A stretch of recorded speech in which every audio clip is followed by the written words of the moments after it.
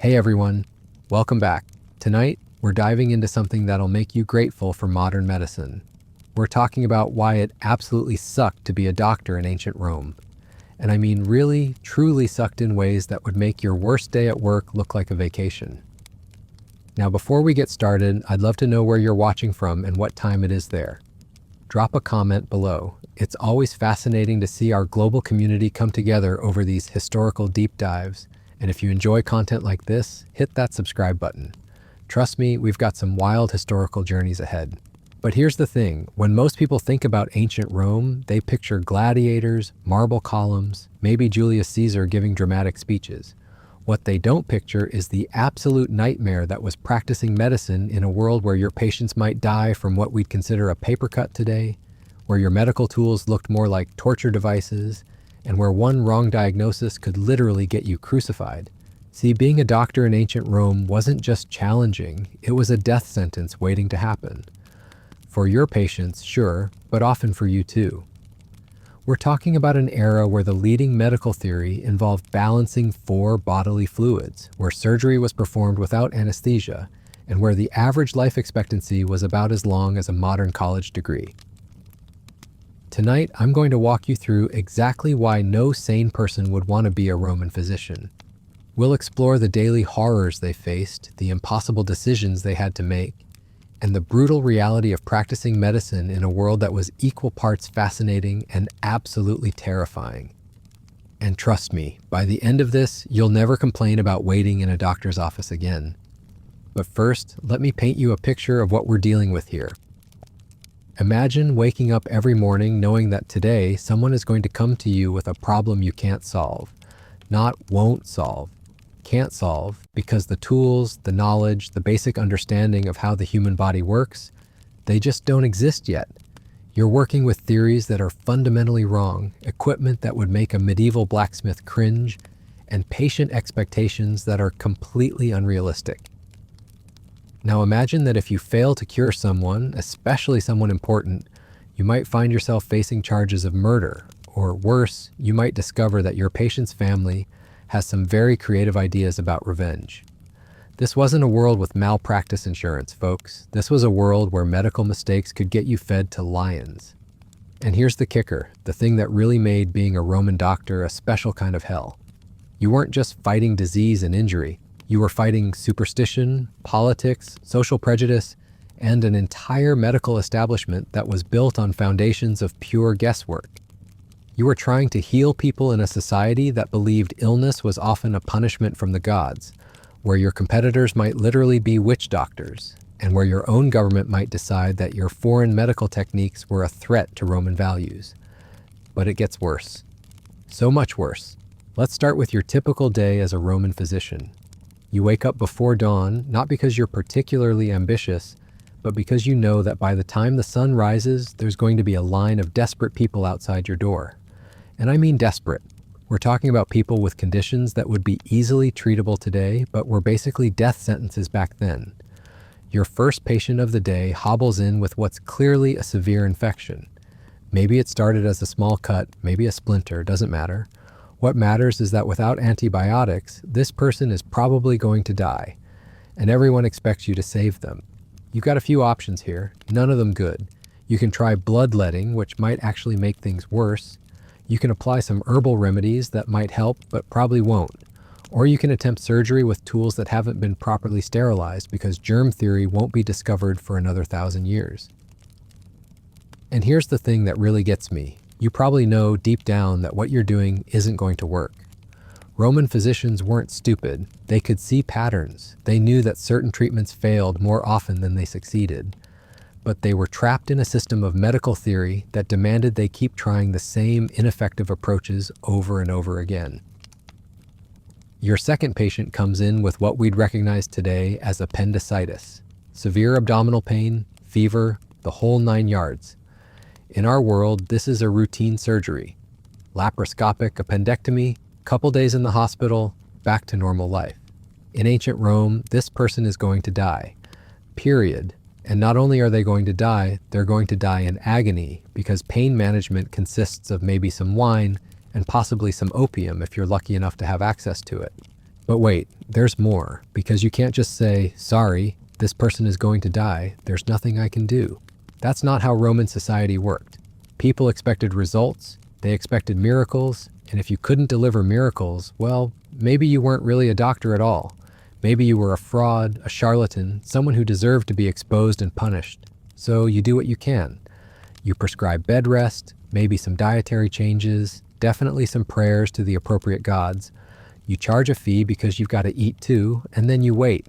Sometimes the person gets better on their own, and you get credit for a miraculous cure. More often they die, and you get blamed for their death. Now multiply this scenario by every single patient you see, every single day. Broken bones that you can't properly set. Diseases you can't identify, let alone cure. Infections that spread faster than you can treat them.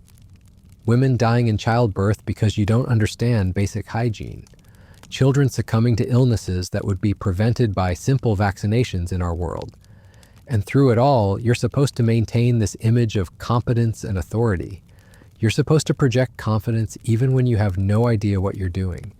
Because the moment people lose faith in your abilities, you're finished. Not just professionally finished, potentially literally finished. But here's where it gets really interesting, and by interesting, I mean horrifying. Roman medicine wasn't just about treating sick people, it was about navigating an incredibly complex social and political landscape where your medical opinions could get you in serious trouble. Let's say you're treating a wealthy Roman senator. This guy has all the classic symptoms of what we'd recognize as heart disease. High blood pressure, chest pains, probably brought on by a lifestyle of rich food and minimal exercise. Now, you could tell him the truth. You could explain that he needs to change his diet, get more exercise, maybe lose some weight. But here's the problem. Telling a powerful Roman that his lifestyle is killing him isn't just medical advice. It's social commentary. It's political criticism. It's essentially saying that the Roman way of life, the very foundation of their civilization, is unhealthy. So what do? Do you give honest medical advice and risk offending someone who could have you exiled or executed? Or do you play it safe, blame his condition on an imbalance of humors, prescribe some harmless remedies, and hope for the best? Most Roman doctors chose option 2, not because they were cowards, but because they were pragmatists. They understood that their survival depended not just on their medical skills, but on their political awareness. They had to be doctors, yes, but they also had to be diplomats, psychologists, and sometimes even entertainers. And speaking of entertainment, let's talk about one of the most bizarre aspects of Roman medicine: the public nature of it all. This wasn't a world where patient privacy existed. When you were treating someone, especially someone important, it was often a public spectacle. Family members, friends, political allies, sometimes even random spectators would gather around to watch you work. Imagine trying to perform surgery while a crowd of people critique your every move. Imagine trying to diagnose a condition while the patient's relatives offer their own theories about what's wrong. Imagine trying to maintain sterile conditions when you've got dozens of unwashed people breathing down your neck. But it gets worse, because those spectators weren't just passive observers. They were judges. They were evaluating your performance, deciding whether you were competent or incompetent, trustworthy or fraudulent, and their opinions mattered. Word of mouth was everything in Roman society. One bad review from the wrong person could destroy your career overnight. And then there were the gladiators. Oh, the gladiators. If you were unlucky enough to be assigned as a physician to the games, you were basically signing up for a front row seat to human butchery. These weren't athletes getting treated for sports injuries. These were people who had been deliberately mutilated for entertainment, and you were expected to patch them up so they could go back out and get mutilated again. The trauma that Roman doctors must have experienced day after day, watching people suffer and die while being powerless to really help them, it's almost unimaginable. And unlike modern physicians, they didn't have support systems, no therapy, no peer counseling, no professional organizations to help them cope with the psychological burden of their work. They just had to endure it, day after day, year after year, watching the worst of human suffering and pretending they had the power to fix it. But perhaps the most frustrating aspect of being a Roman doctor was the complete lack of scientific method. Everything was based on tradition, superstition, and the writings of ancient authorities who were often completely wrong. You couldn't question established medical doctrine without being accused of arrogance or heresy. You couldn't experiment with new treatments without risking accusations of practicing harmful magic. You were trapped in a system that prioritized authority over evidence, tradition over innovation, and social conformity over medical progress. And if you tried to break free from that system, if you tried to actually advance the field of medicine, you'd quickly find yourself on the wrong side of both the medical establishment and Roman society as a whole. The tools of the trade weren't much help either. Roman surgical instruments looked like they belonged in a torture chamber, and honestly, they might as well have been torture devices. Crude bronze knives, primitive bone saws, forceps that were basically fancy pliers. No magnification, no precision instruments, no way to see what you were actually doing once you cut someone open. And let's not forget about anesthesia, or rather the complete lack thereof. Every surgical procedure was performed on fully conscious patients who were simply held down by assistants while you did your work. The screaming alone must have been enough to drive physicians to madness. Pain management consisted of alcohol, opium if you were lucky, and maybe some herbal concoctions that might have had mild analgesic properties. But mostly, people just had to endure whatever you were doing to them. And you had to endure their suffering while trying to maintain steady hands and clear thinking. The mortality rates were astronomical. Even minor procedures carried significant risk of death from infection, blood loss, or simple shock. Major surgeries were essentially death sentences that patients sometimes survived by accident rather than design. And every death was a mark against your reputation, a reminder of your limitations, a source of guilt and professional anxiety. But here's what really made the whole situation a nightmare: the competition. You weren't just competing with other trained physicians. You were competing with priests, soothsayers, traveling miracle workers, and anyone else who claimed they could heal the sick. And guess what? Sometimes their completely unscientific methods actually worked better than yours, purely by chance. Picture this scenario. You spend weeks treating a wealthy merchant's daughter using proper Roman medical theory. Bloodletting to balance her humors, special diets, expensive imported herbs. She gets worse. Then some traveling mystic shows up, waves some incense around, chants a few prayers, and boom, the girl recovers. Who gets the credit? Who gets paid? Who gets recommended to all the merchant's wealthy friends? It wasn't the doctor who actually understood anatomy and had years of training. It was the guy with the better showmanship. This is where Roman medicine got really twisted. Success wasn't measured by medical knowledge or even patient outcomes. It was measured by reputation, connections, and your ability to put on a convincing performance. The best Roman doctors weren't necessarily the most skilled healers. They were the most charismatic entertainers. You had to master the art of looking confident while having no idea what you were doing. You had to speak with authority about subjects you barely understood. You had to make dramatic pronouncements about complex conditions while secretly hoping you weren't about to kill someone with your ignorance. And the pressure was constant. Every diagnosis was a public declaration of your expertise. Every treatment was a test of your reputation. Every patient was an opportunity to either enhance your career or destroy it completely. There was no middle ground, no room for honest uncertainty, no acceptable way to say, "I don't know." Let's talk about the social dynamics for a moment, because they were absolutely brutal. Roman society was incredibly stratified, and as a doctor, you occupied this weird middle position that nobody quite knew how to handle. You weren't nobility, but you served nobility. You weren't a slave, but you were dependent on the whims of people who could crush you without consequence. If you were treating a senator's wife and she died, you didn't just lose a patient. You potentially made a powerful enemy who could have you banned from practicing medicine, exiled from Rome, or worse. But if you refused to treat important patients because the risk was too high, word would spread that you were a coward and your career would be over anyway. The wealthy patients were demanding and entitled, expecting miracles and throwing tantrums when reality didn't meet their expectations. The poor patients were desperate and often couldn't pay, but refusing to treat them would damage your reputation for compassion. And the middle-class patients were the worst of both worlds, demanding but not wealthy enough to make the headaches worthwhile. Then there was the gender issue. Roman society had very specific ideas about what kinds of medical care were appropriate for women, and as a male physician, you were constantly walking through a minefield of social taboos and cultural restrictions. You couldn't examine female patients properly without causing scandal, but you were still expected to cure their ailments through guesswork and prayer. Female physicians existed, but they faced their own unique set of challenges.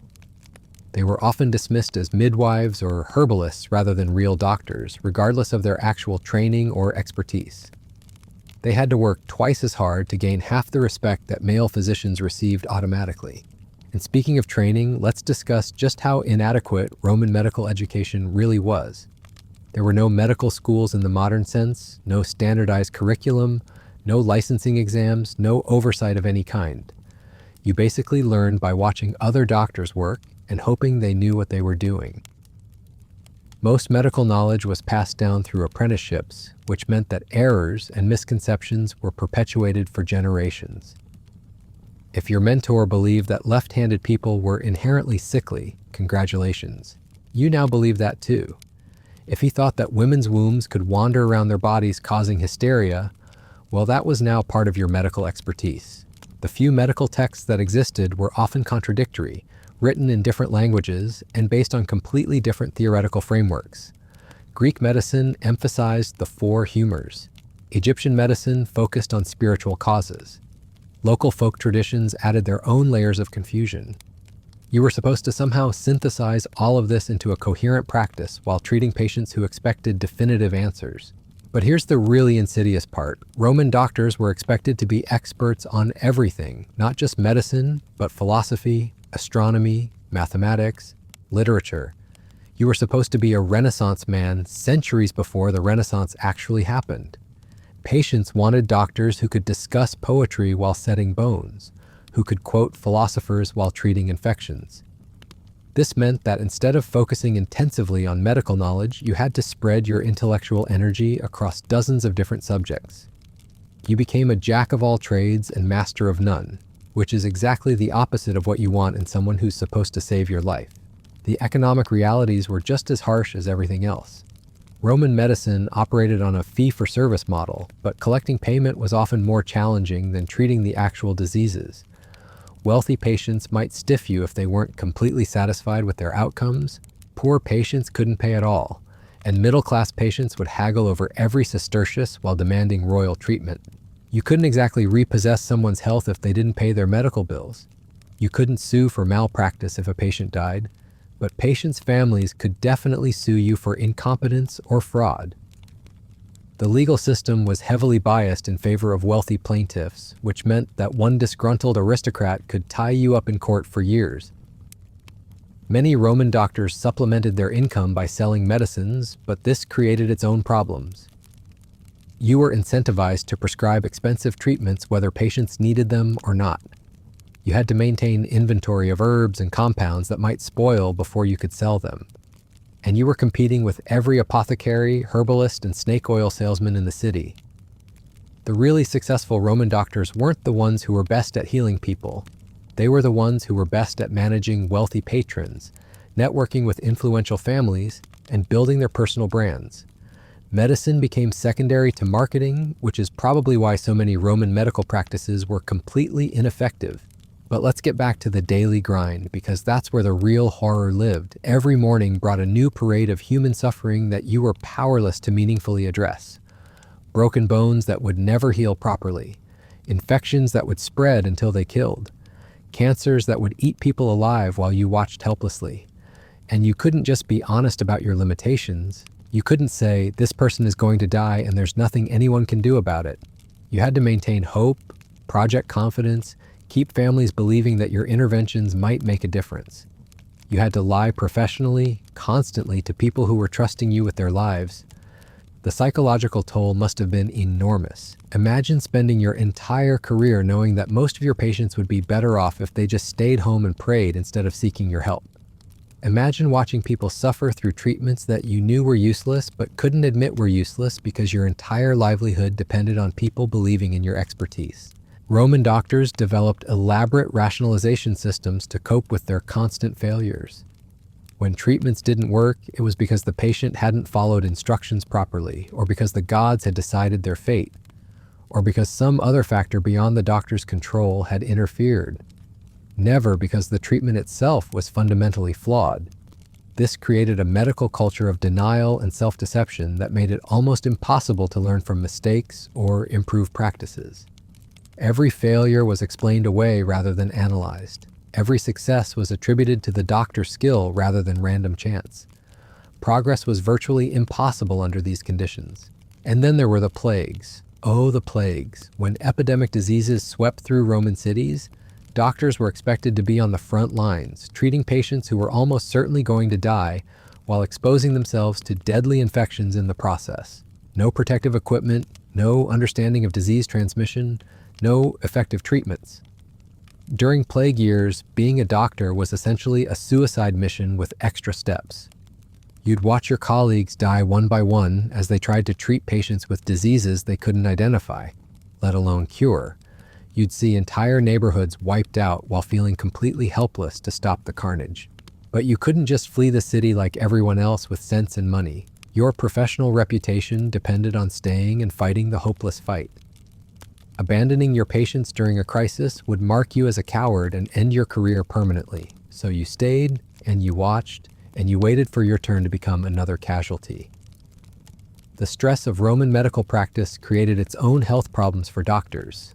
Chronic anxiety, depression, alcoholism, and what we now recognize as PTSD were probably endemic among physicians.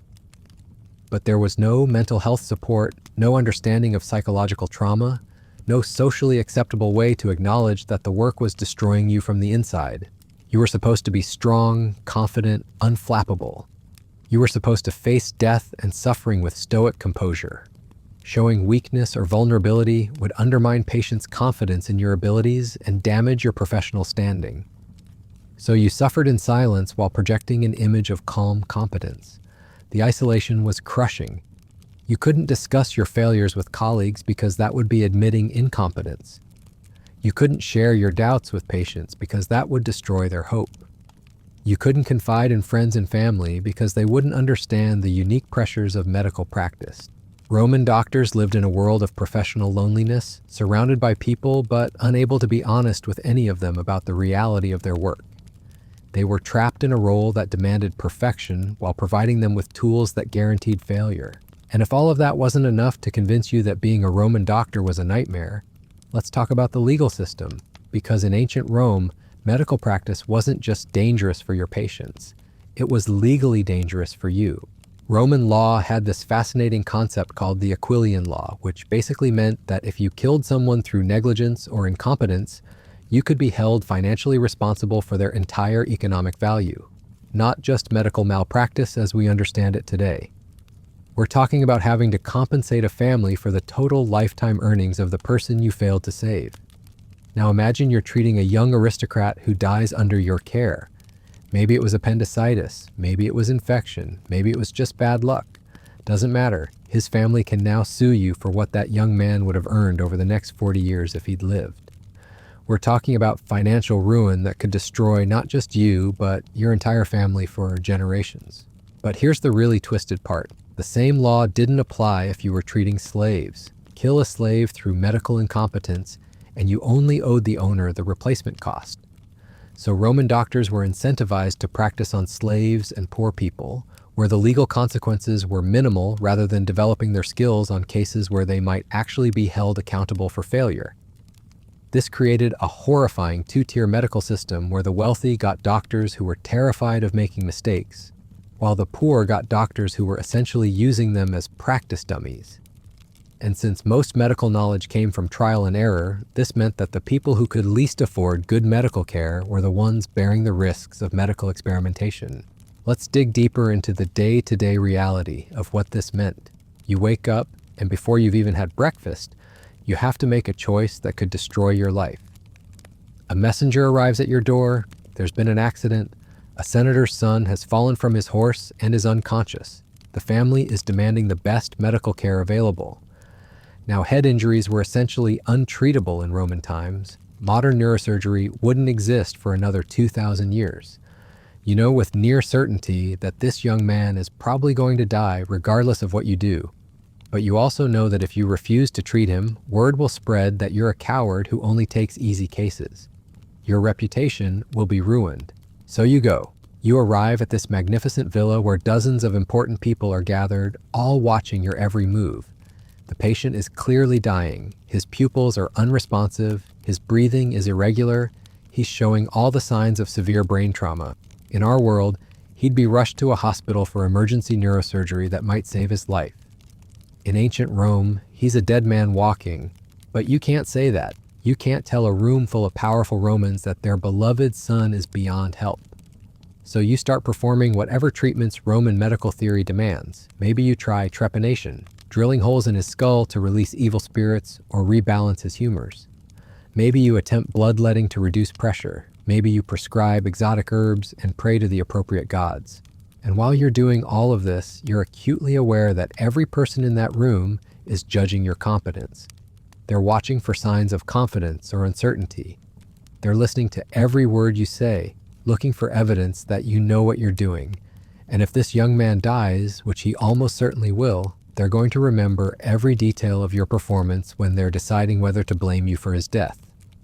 The psychological pressure must have been unbearable. You're performing medical theater for an audience that has the power to destroy you, while treating a patient you know you can't save, using methods you probably suspect are useless. And you have to look confident and competent while doing it. But let's say, by some miracle, the young man survives. Maybe the injury wasn't as severe as it looked. Maybe he had some natural recovery that had nothing to do with your treatment. Suddenly, you're a hero. Word spreads that you saved a senator's son from certain death. Your reputation soars. Wealthy patients start seeking you out specifically because of your miraculous skills. And now you're trapped in a different kind of nightmare because you know that your success had nothing to do with your medical abilities. You know that the next similar case you encounter will probably end in death, and then everyone will wonder what happened to your magical healing powers. You've become a victim of your own accidental success. This is the cruel randomness that defined Roman medical practice. Your reputation wasn't based on your actual skills or knowledge. It was based on the random outcomes of cases that were mostly beyond your control. You could be the most knowledgeable, skilled, careful physician in Rome, but if you had a streak of bad luck with difficult cases, your career was over. On the flip side, you could be a complete fraud with no medical training whatsoever, but if you happened to treat several patients who recovered on their own, you'd be hailed as a master healer. The system rewarded luck and punished competence with equal enthusiasm. And speaking of frauds, let's talk about the competition you were facing. Roman medicine attracted every kind of charlatan, quack, and confidence artist you can imagine. People who claimed they could cure cancer with magical crystals. Traveling healers who sold miracle potions that were basically colored water. Religious fanatics who insisted that all diseases could be cured through proper prayer and sacrifice. These people didn't have to worry about actual medical knowledge because they weren't really practicing medicine. They were practicing entertainment. They put on elaborate shows, made dramatic pronouncements, and took credit when patients occasionally got better on their own. And because their methods were so different from established Roman medical practice, they couldn't be easily disproven. Imagine spending years learning anatomy, studying the works of ancient medical authorities, practicing surgical techniques, only to lose patients to some guy who claimed he could cure everything by aligning their chakras or whatever the Roman equivalent was. Your evidence-based approach, such as it was, couldn't compete with someone who promised magical results and had the showmanship to make people believe it. This created a perverse incentive system where legitimate doctors were pressured to become more like entertainers just to compete. You had to develop your own dramatic flair, create mystique around your treatments, make grand promises about miraculous cures. The line between medicine and performance art became increasingly blurred. But here's where it gets really dark. Roman society was incredibly superstitious, and illness was often viewed as divine punishment for moral failings. So when you failed to cure someone, it wasn't just seen as medical incompetence.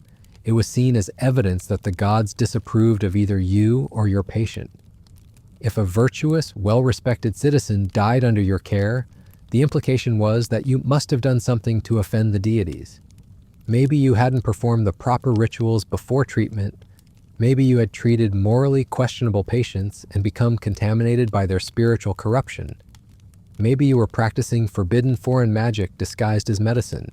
These weren't just social embarrassments. In a society where religious orthodoxy was enforced by the state, accusations of impiety could result in exile, imprisonment, or death. Roman doctors had to be not just medical practitioners, but also religious performers, constantly demonstrating their devotion to approved gods and their rejection of foreign spiritual influences. This meant that your medical practice was constantly under surveillance, not just by medical authorities, but by religious and political ones as well. You couldn't just focus on treating patients. You had to make sure that your treatments were socially acceptable, religiously orthodox, and politically safe. Let's talk about the tools of the trade for a moment, because Roman surgical instruments were basically medieval torture devices with delusions of medical utility. Your standard surgical kit included bronze knives that wouldn't hold an edge, bone saws that were about as precise as modern-day lumber tools, and forceps that were essentially fancy pliers. Performing surgery with these instruments was like trying to perform brain surgery with kitchen utensils. You had no magnification, no precision instruments, no way to control bleeding effectively. Every incision was a crude hack through tissue that you could barely see properly. Every attempt to extract foreign objects was a fishing expedition that usually caused more damage than the original injury. And remember, all of this was happening without any form of effective anesthesia. Your patients were fully conscious, experiencing every cut, every probe, every manipulation of their internal organs. They were held down by assistants while you worked, screaming in agony, begging you to stop, sometimes literally dying of shock from the pain alone. The psychological impact on the surgeon must have been devastating. You're trying to help people while simultaneously torturing them. You're causing immense suffering in the hope of preventing even greater suffering. And you're doing it all with tools that make precision impossible and outcomes unpredictable. But you couldn't show weakness or hesitation. Patients and their families were watching for any sign that you weren't confident in your abilities. If your hands shook, if you paused to reconsider your approach, if you showed any uncertainty about what you were doing, it would undermine their faith in your skills and potentially make them panic. So you had to maintain a facade of calm competence while performing brutal procedures on screaming patients with inadequate tools and no real understanding of what you were doing. You had to project authority while feeling completely lost. You had to appear scientific while engaging in what was essentially educated guesswork. The infection rates after surgery were astronomical. Without understanding germ theory, Roman surgeons had no concept of sterile technique. They used the same instruments on multiple patients without cleaning them properly. They operated in non-sterile environments with multiple people breathing over the surgical site. They didn't understand that the hands performing surgery needed to be clean. Post-operative care consisted mainly of keeping wounds covered and hoping for the best. There were no antibiotics to prevent infection, no IV fluids to maintain hydration, no monitoring equipment to track vital signs. Patients either healed on their own or they died, and there wasn't much you could do to influence the outcome either way. This meant that surgery was essentially a last resort that patients chose when they were desperate enough to risk almost certain death.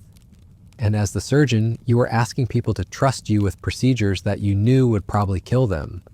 You were taking responsibility for outcomes that were largely beyond your control. The guilt must have been overwhelming. Every patient who died on your operating table was someone who might have lived longer if they'd never sought your help. Every failed surgery was a reminder of your limitations and the fundamental inadequacy of Roman medical knowledge. But you couldn't dwell on these failures because there was always another patient waiting, another impossible case that you were expected to solve with confidence and authority. The emotional toll of constant failure, combined with the pressure to always appear successful, must have driven many Roman doctors to despair. And then there were the political complications. Roman medicine was heavily influenced by Greek medical traditions, but Romans were deeply ambivalent about Greek culture. They admired Greek learning but resented Greek influence. They wanted the benefits of Greek medical knowledge but didn't want to admit that Romans were inferior to Greeks in any field of study. This created a constant tension for Roman doctors who were trained in Greek methods. You had to demonstrate your medical expertise while also proving your Roman patriotism. You had to use Greek medical theories while downplaying their Greek origins. You had to navigate between scientific accuracy and political correctness. If you were too obviously influenced by Greek medicine, you might be accused of undermining Roman values. If you rejected Greek knowledge entirely, you'd be practicing inferior medicine and losing patients unnecessarily. There was no safe middle ground that satisfied both medical and political requirements. Foreign doctors faced even worse challenges. If you were Egyptian, Syrian, or from any other conquered territory, you were automatically suspected of practicing barbaric or superstitious medicine. Your techniques were viewed with suspicion regardless of their effectiveness. Your successes were attributed to luck or deception rather than skill.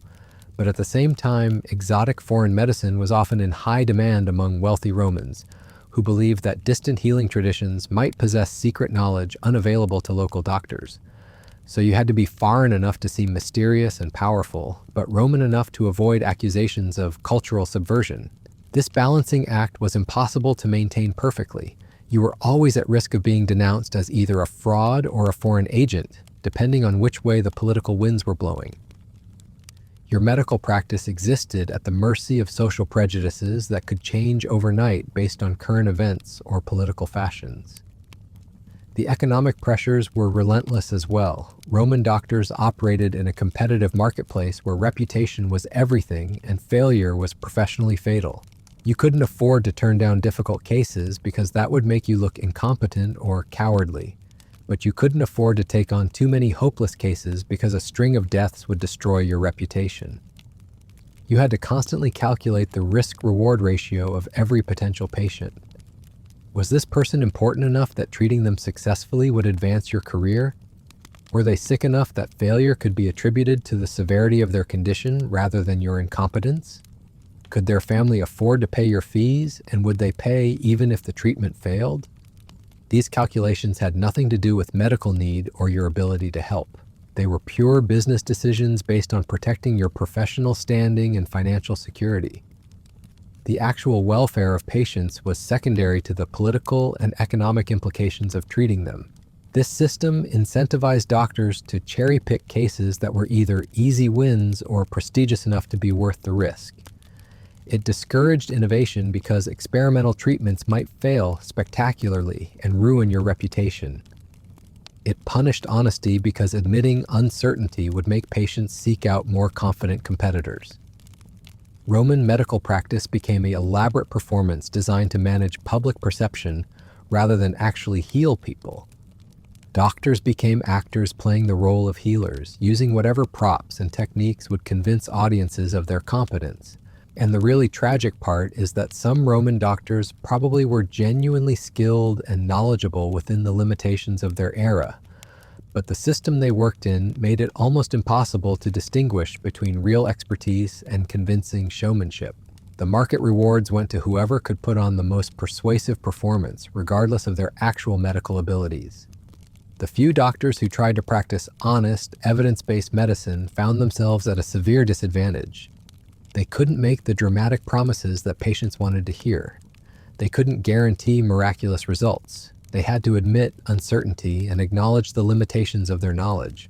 In a marketplace where confidence was everything and failure was unforgivable, intellectual honesty was a luxury that most doctors couldn't afford. The system systematically selected for overconfidence, showmanship, and self-deception, while punishing humility, caution, and scientific skepticism. This is why Roman medicine remained stagnant for centuries despite having some genuinely brilliant physicians. The social and economic structure of medical practice made it virtually impossible for good doctors to succeed by being good doctors. They had to succeed by being good performers, which meant that actual medical progress was largely accidental. The whole system was designed to produce the appearance of medical expertise rather than actual medical expertise. And for the doctors trapped within it, this meant spending their entire careers knowing that they were failing their patients while being forced to pretend otherwise. The sleep deprivation alone would have broken most people. Roman doctors didn't get to go home at 5 o'clock and forget about their patients until the next morning. When you were responsible for someone's life, you were on call 24 hours a day, 7 days a week, for as long as they remained under your care. Picture this. You've just finished a grueling day treating a dozen patients with conditions ranging from infected wounds to mysterious fevers. You're exhausted, your hands are stained with blood, and you're looking forward to a few hours of rest. Then a frantic servant pounds on your door at midnight. A wealthy merchant's wife has gone into labor, and there are complications. Now, childbirth in ancient Rome was essentially a death sentence lottery. About 1 in 4 women died during or shortly after delivery. Infant mortality was even worse, and as the attending physician, you were expected to save both mother and child using techniques that were more likely to kill them than help them. You drag yourself out of bed, gather your primitive instruments, and rush through the dark streets to face another impossible situation. The woman has been in labor for 18 hours. She's exhausted, bleeding, and the baby is in the wrong position. In our world, this would be an emergency cesarean section. In ancient Rome, it's a death watch with medical theater. You try everything you know. Herbal concoctions to speed labor, manual manipulation to reposition the baby, prayers to every goddess of childbirth you can remember. But deep down, you know you're probably going to lose them both. And when you do, the family won't blame the gods or bad luck. They'll blame you. So you stay awake all night, fighting a battle you can't win, knowing that failure will damage your reputation and success will be attributed to divine intervention rather than your skills. Win or lose, you're back to treating patients the next morning because the stream of human suffering never stops. This kind of sleep deprivation wasn't occasional, it was constant. Roman doctors lived in a state of chronic exhaustion that would be considered torture by modern standards. Your decision-making abilities were compromised, your hands were unsteady, your judgment was impaired. But you couldn't show weakness because patients needed to believe in your competence. The physical toll was devastating, but the emotional toll was worse. Every night you were awakened by someone's crisis. Every day brought fresh reminders of your inadequacy. Every week delivered new tragedies that you were powerless to prevent, but obligated to witness. And speaking of obligations, let's talk about the house calls. Because in ancient Rome, patients didn't come to you, you went to them. And that meant entering some of the most dangerous, unsanitary, and politically volatile environments imaginable. Wealthy patients lived in palatial villas that were breeding grounds for political intrigue. You weren't just treating their medical conditions, you were witnessing their family dramas, their business dealings, their personal secrets. Knowledge that could get you killed if you shared it with the wrong people or failed to share it with the right ones. Poor patients lived in cramped insulae, multi-story apartment buildings that were basically vertical slums. These places were fire traps, disease incubators, and crime scenes waiting to happen. You'd climb narrow staircases in complete darkness, carrying valuable medical supplies through neighborhoods where robbery and murder were routine occurrences. And then there were the truly desperate cases, patients who lived in the Subura, Rome's most notorious slum district. Here you'd find people with conditions that defied description, diseases that modern medicine has completely eradicated, injuries that resulted from violence, neglect, and desperation, malnutrition so severe that patients looked like walking skeletons. But you couldn't refuse these cases because word would spread that you only treated the wealthy. Your reputation for compassion was just as important as your reputation for competence. So you ventured into these hellholes, knowing that you were risking your life to provide medical care that probably wouldn't work anyway. The smell alone in these places would have been overwhelming. Human waste, rotting food, infected wounds, unwashed bodies, and death. Lots of death. In the poorest areas of Rome, people died regularly from conditions that wealthy citizens would recover from easily. And you were expected to walk into this environment and somehow make a difference. Your medical bag made you a target for thieves who thought you were carrying valuable drugs or coins. Your clean clothes marked you as an outsider who didn't belong in these neighborhoods. Your very presence attracted attention from people who had nothing to lose and every reason to resent your obvious prosperity. But you couldn't hire bodyguards because that would make you look weak and cowardly. You couldn't dress down because that would undermine your professional authority.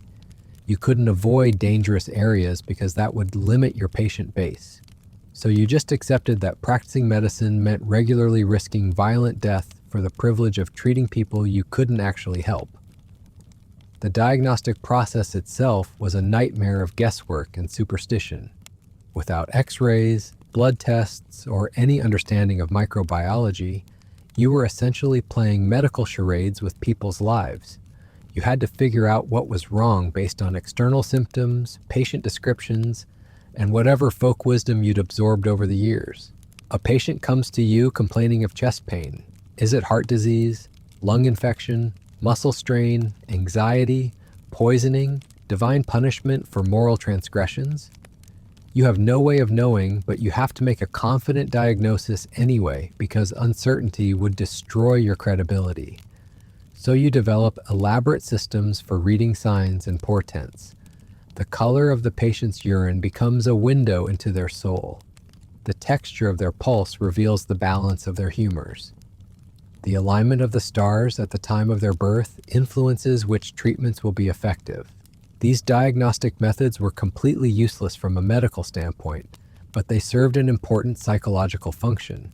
They gave you something to do, some framework for making decisions, some way of appearing knowledgeable and systematic in your approach. But here's the cruel irony.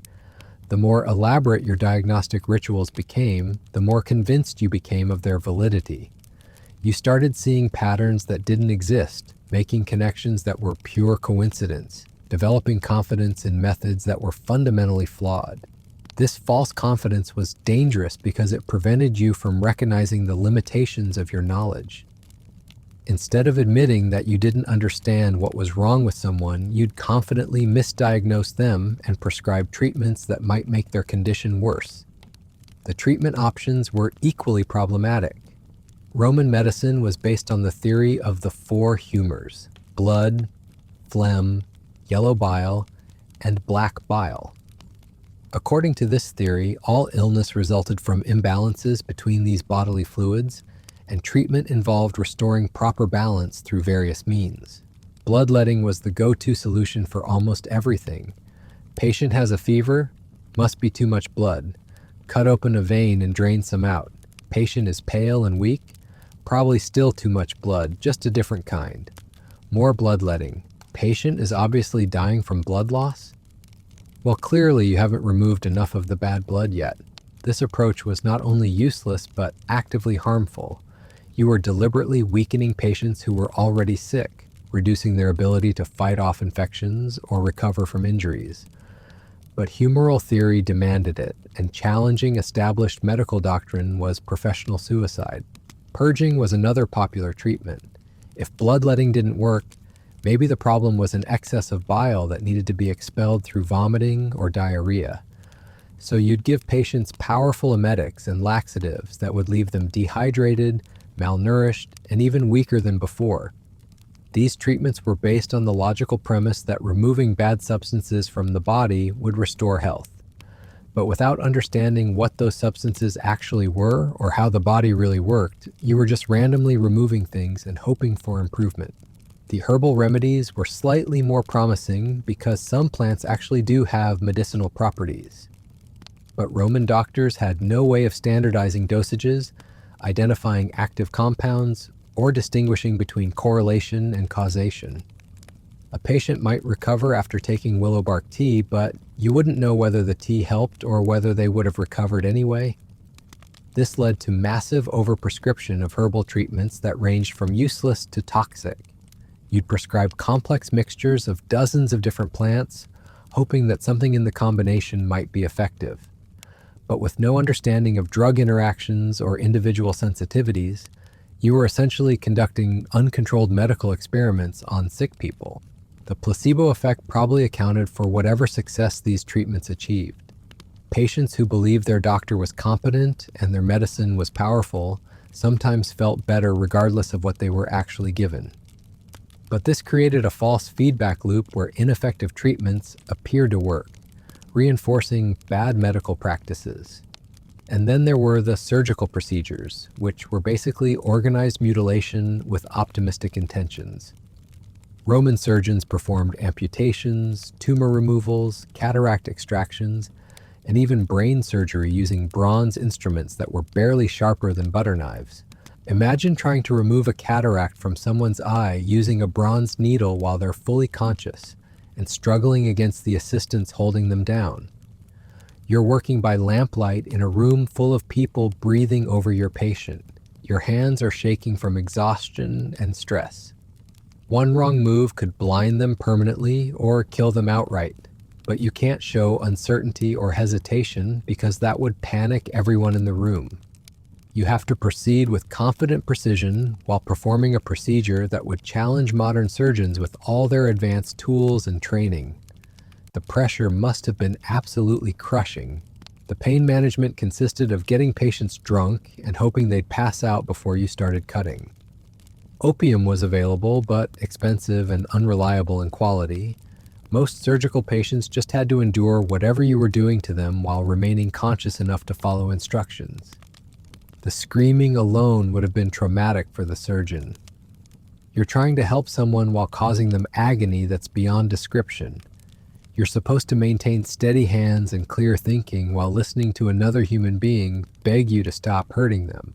And the worst part is that you knew most of these procedures wouldn't work. Infection rates were astronomical. Patients died from shock, blood loss, or post-operative complications more often than they survived. But you couldn't refuse to operate because that would make you look incompetent or cowardly. So you performed surgery knowing it would probably kill your patient, but hoping that the small chance of success would justify the enormous risk. You bet people's lives on procedures that were more likely to harm than help, and you had to live with the consequences when your gambles failed. The psychological defense mechanisms that Roman doctors developed to cope with this constant failure were elaborate and self-deceptive.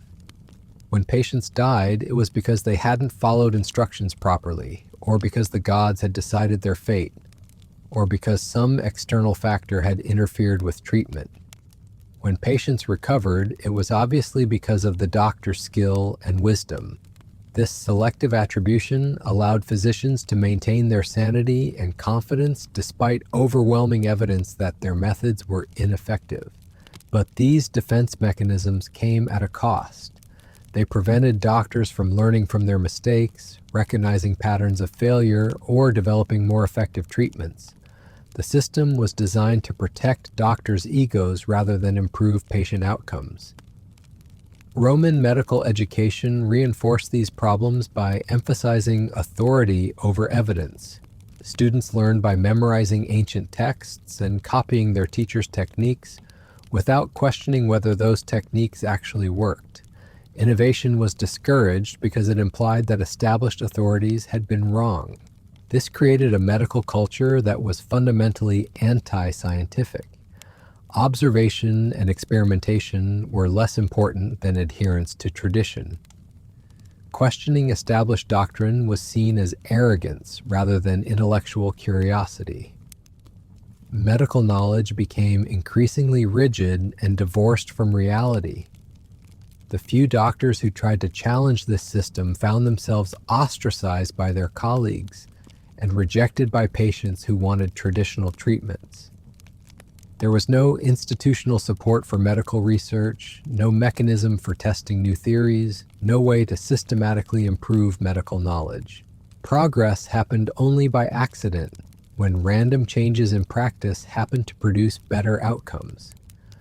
But these improvements were rare and usually attributed to divine intervention rather than human innovation. The social isolation of Roman doctors was profound. You couldn't discuss your doubts with colleagues because that would be admitting incompetence. You couldn't share your failures with patients because that would destroy their confidence. You couldn't confide in friends and family because they wouldn't understand the unique pressures of medical practice. You lived in a world where everyone expected you to have answers you didn't possess, solutions you couldn't provide, and confidence you couldn't honestly feel. The psychological strain of maintaining this facade while watching people suffer and die must have been enormous. Many Roman doctors probably developed what we'd now recognize as depression, anxiety disorders, and substance abuse problems. But there was no mental health support, no understanding of psychological trauma, no socially acceptable way to acknowledge that the work was destroying you emotionally. You were supposed to be a pillar of strength and wisdom, someone who could face death and suffering with philosophical equanimity. Showing weakness or vulnerability would undermine your professional authority and potentially end your career. So you suffered in silence while projecting an image of calm competence, knowing that your next patient might be the one whose death finally breaks your spirit or destroys your reputation.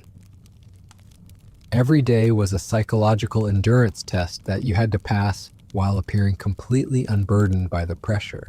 The financial pressures added another layer of stress to an already impossible situation. Roman doctors operated in a competitive marketplace where your income depended entirely on your ability to attract and retain patients. But your ability to actually help those patients was severely limited by the state of medical knowledge. This created a fundamental conflict between your economic interests and your patient's welfare. You needed to project confidence and promise results in order to build your practice. But honest assessment of most conditions would reveal that you had little to offer beyond sympathy and false hope. So you learned to manage expectations carefully, making just enough promises to keep patients engaged without setting yourself up for obvious failure. You developed elaborate explanations for why treatments might not work immediately, creating escape routes for when your interventions inevitably failed. The really successful Roman doctors weren't necessarily the most skilled healers. They were the most skilled salespeople, able to convince patients that complex, expensive treatments were necessary and that any failures were due to factors beyond the doctor's control. This created a perverse incentive system where medical practice became increasingly focused on revenue generation rather than patient care. Doctors were rewarded for performing more procedures, prescribing more medicines, and treating more patients, regardless of whether those interventions actually helped anyone. The pressure to maintain a steady income also meant that you couldn't afford to be too selective about which cases you accepted. You had to treat patients you knew you couldn't help, take on procedures you weren't qualified to perform, and make promises you couldn't keep. This economic desperation led many doctors to engage in practices that they probably knew were questionable, prescribing expensive treatments for minor conditions, performing unnecessary procedures to justify higher fees, claiming expertise in areas where they had little knowledge or experience. The guilt and shame associated with these ethical compromises must have been crushing, but the alternative was financial ruin and professional failure. Roman doctors were trapped in a system that forced them to choose between honesty and survival. And throughout all of this, you had to maintain the appearance of prosperity and success, because patients didn't want to be treated by doctors who looked desperate or unsuccessful. You had to dress well, live in a respectable neighborhood, and project an image of thriving practice even when you were struggling financially. This meant that many Roman doctors were living beyond their means, using credit to maintain appearances while hoping that their next big case would solve their financial problems. The stress of this precarious economic situation added yet another burden to an already overwhelming professional life. The really tragic part is that some Roman doctors probably could have made genuine contributions to medical knowledge if they'd been working in a different system. But the social, economic, and political pressures of their era made it virtually impossible for even talented physicians to practice effective medicine. They were trapped in a world that demanded certainty where none existed, confidence where humility would have been more appropriate, and results that were impossible to achieve with available knowledge and tools. The wonder isn't that Roman medicine was so ineffective, but that anyone was willing to practice it at all under such impossible conditions. And yet they persisted, day after day, patient after patient, crisis after crisis, because someone had to try. Even when they knew their efforts were largely futile, even when they were exhausted and discouraged and overwhelmed by the magnitude of human suffering they encountered, they kept showing up. That persistence in the face of impossible odds might be the most admirable thing about Roman doctors. They were fighting a war they couldn't win, using weapons they knew were inadequate against enemies they didn't understand. But they fought anyway because giving up would have meant abandoning sick people to suffer alone. Roman doctors were heroes of a sort, not because they were particularly successful at healing people, but because they were willing to dedicate their lives to an impossible task. They accepted responsibility for outcomes they couldn't control, made promises they couldn't keep, and carried burdens that would have crushed most people. They lived and worked in the space between what people needed and what was actually possible, trying to bridge a gap that couldn't be bridged with the knowledge and tools available to them. It was a thankless, impossible, often tragic calling that they pursued anyway because someone had to try.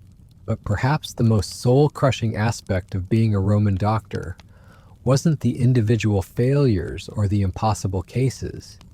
It was the gradual realization that the entire system you'd devoted your life to was fundamentally broken, and there was absolutely nothing you could do about it.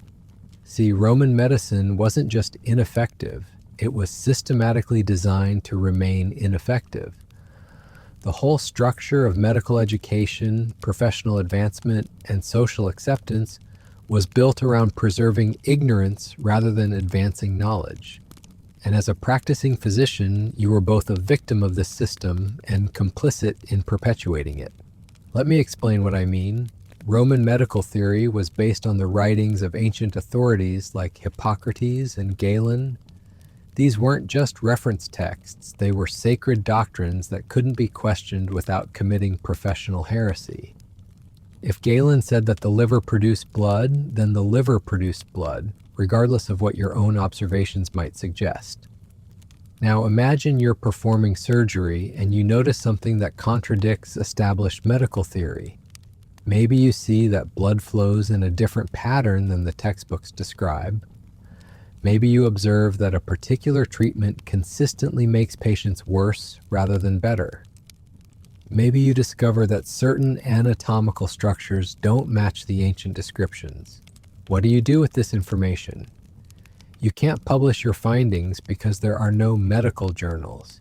You can't share your observations with colleagues because that would be admitting that the ancient authorities were wrong, which would mark you as an arrogant fool. You can't modify your treatments based on evidence because patients expect you to follow established protocols. So you keep quiet, you file away your observations, and continue practicing medicine according to theories you know are incorrect. You watch patients suffer from treatments you suspect are harmful, but you administer them anyway because that's what Roman medical doctrine demands. This intellectual dishonesty was professionally necessary, but personally devastating. Every day you had to choose between scientific integrity and career survival. And since career survival was literally a matter of life and death in Roman society, most doctors chose to suppress their doubts and conform to established practices. But the psychological cost of this conformity was enormous. You weren't just failing your patients. You were failing yourself, abandoning your intellectual curiosity and critical thinking in favor of blind adherence to authority. You were becoming complicit in a system that valued tradition over truth. And the really insidious part was that this compromise happened gradually. You didn't wake up one morning and decide to abandon scientific principles. Instead, you made small concessions to professional necessity, each one seemingly reasonable in isolation until you'd completely surrendered your intellectual independence. First, you stopped questioning treatments that didn't seem to work. Then you stopped noticing when treatments didn't work. Eventually, you stopped caring whether treatments worked as long as they were socially acceptable and professionally safe. This gradual erosion of scientific integrity created a medical culture that was actively hostile to progress. Doctors weren't just ignorant, they were willfully ignorant, trained to avoid observations that might challenge established doctrine. The few physicians who tried to maintain some semblance of scientific curiosity found themselves increasingly isolated and professionally vulnerable. They were seen as troublemakers, rebels, dangerous radicals who threatened the stability of the medical establishment. But let's get even more specific about what your daily routine looked like, because the devil really was in the details. You wake up before dawn, not because you're an early riser, but because you know that sick people don't follow normal schedules. Someone always needs help at an inconvenient time. Your first task of the day is checking on patients you treated yesterday. This means walking through neighborhoods that range from merely dangerous to absolutely lethal, carrying medical supplies that mark you as a target for robbery. You're hoping that the people you treated are still alive, but you're also dreading what you might find. Patient number 1 is a construction worker who fell from scaffolding 3 days ago. You set his broken leg using wooden splints and linen bandages, the same technique that's been used for centuries despite its obvious limitations. When you arrive, you can immediately smell the infection. The wound is red, swollen, and beginning to ooze pus. In our world, this would be a simple matter of antibiotics and proper wound care. In ancient Rome, this man is probably going to lose his leg if he's lucky. If he's unlucky, the infection will spread to his bloodstream and kill him within days. And there's absolutely nothing you can do to prevent it, but you can't tell him that. You can't say, "I'm sorry, but you're probably going to die," because we live in an era before germ theory and antibiotics. Instead, you have to project confidence while applying treatments you know are useless. You clean the wound with wine, which might help slightly but probably won't. You apply herbal poultices that smell impressive but have no real medicinal value. You prescribe bed rest and a special diet that won't address the underlying infection. And while you're doing all of this, the patient's family is watching your every move, looking for signs of competence or incompetence. They're asking questions you can't answer honestly. Will he walk again? How long will it take to heal? Are you sure you know what you're doing? You give them false reassurance because that's what they need to hear and what your professional survival requires. You tell them that healing takes time, that the gods will determine the outcome, that following your instructions carefully will give him the best chance of recovery. All technically true, but fundamentally misleading. Patient number 2 is a wealthy merchant's wife who's been suffering from what we'd recognize as severe depression. She can't sleep, won't eat, and spends most of her time weeping inconsolably.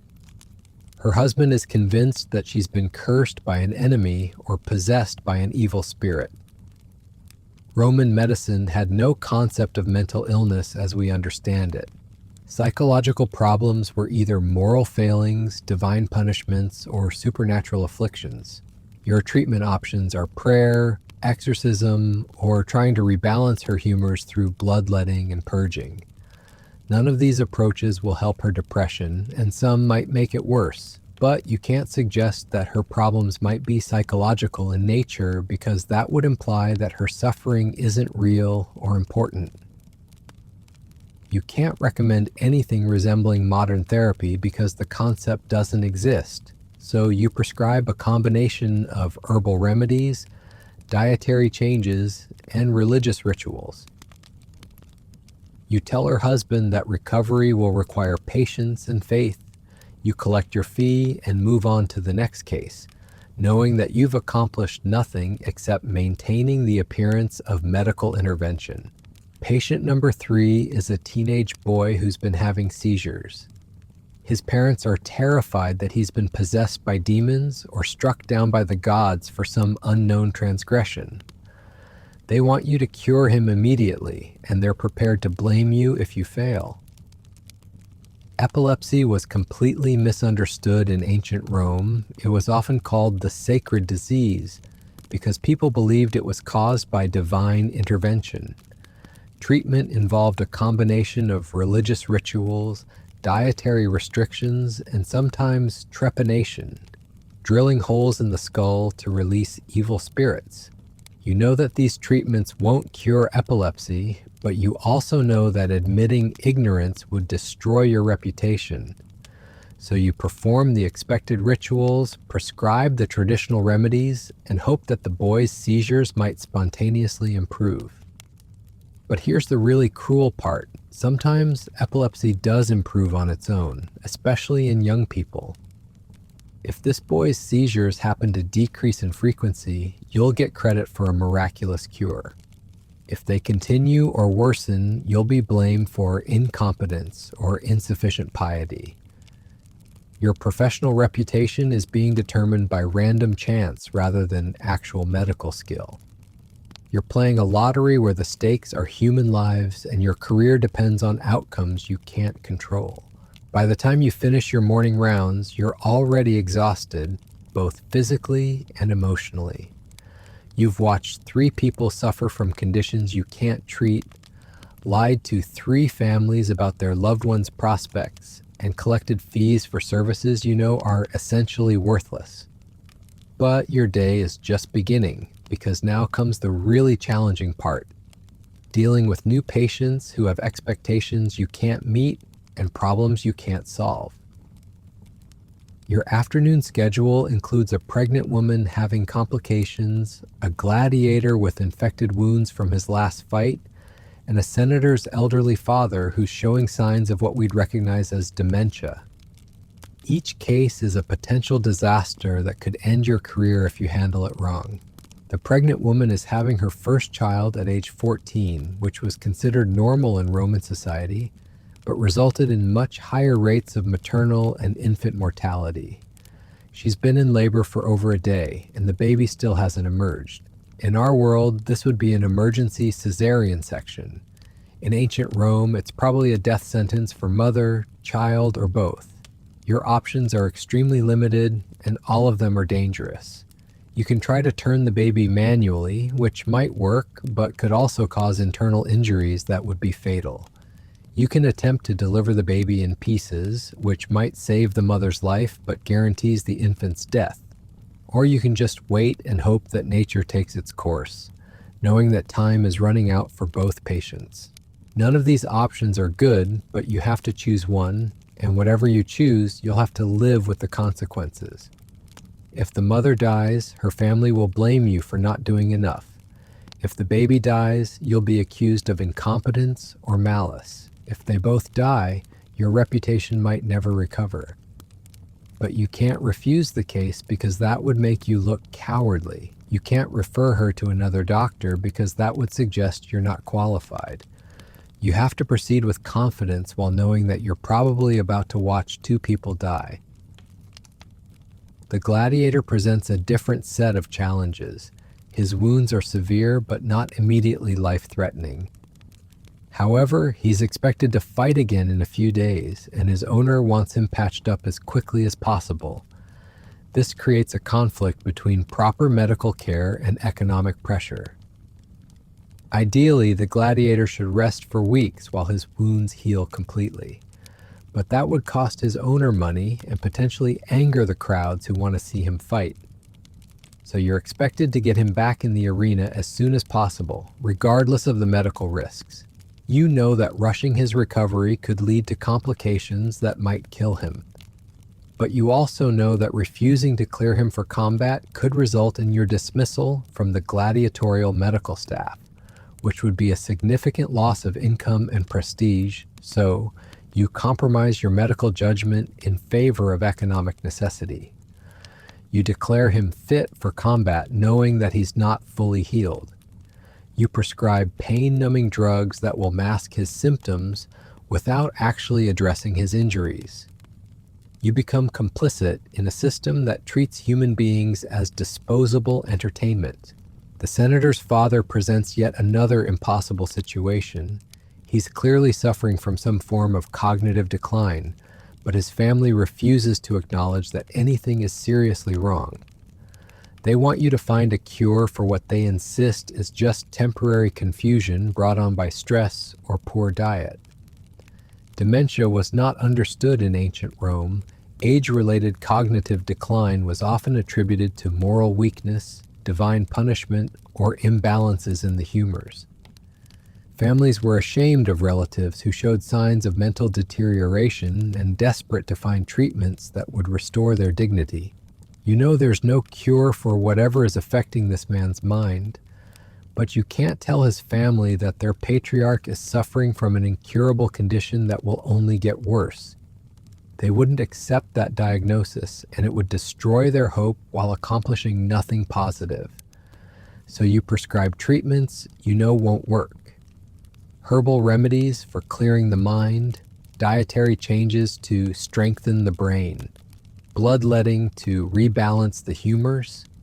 You take their money while giving them false hope because that's what the system demands. Each of these cases represents a moral compromise that chips away at your integrity and peace of mind. You're not just failing as a healer. You're failing as a human being, forced to lie, deceive, and exploit people who trust you with their lives. And this pattern repeats itself every single day. New patients with impossible problems. New families with unrealistic expectations. New opportunities to choose between honesty and survival, between medical ethics and professional necessity. The psychological toll of these daily compromises was cumulative. Each lie you told made the next one easier. Each false hope you offered made genuine optimism harder to maintain. Each patient you failed to help made you more cynical about your ability to help anyone. Over time, many Roman doctors probably developed a kind of emotional numbness that protected them from the pain of constant failure. They learned to disconnect from their patients' suffering, to view medical practice as a business transaction rather than a healing relationship. This emotional detachment was probably necessary for psychological survival, but it also made them less effective healers. Patients could sense when their doctors didn't really care about their welfare, and this undermined the therapeutic relationship that might have provided some comfort even when medical treatment was ineffective. The social dynamics were equally corrosive. Roman doctors existed in a weird middle space where they were simultaneously respected and despised, needed and resented, trusted and suspected. Patients wanted them to be miracle workers, but treated them like servants.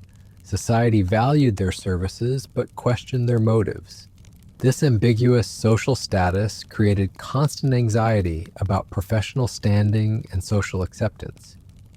You never knew whether a patient saw you as a learned healer or a glorified snake oil salesman. You never knew whether your success would be attributed to skill or luck, whether your failures would be forgiven or remembered. The uncertainty was psychologically exhausting.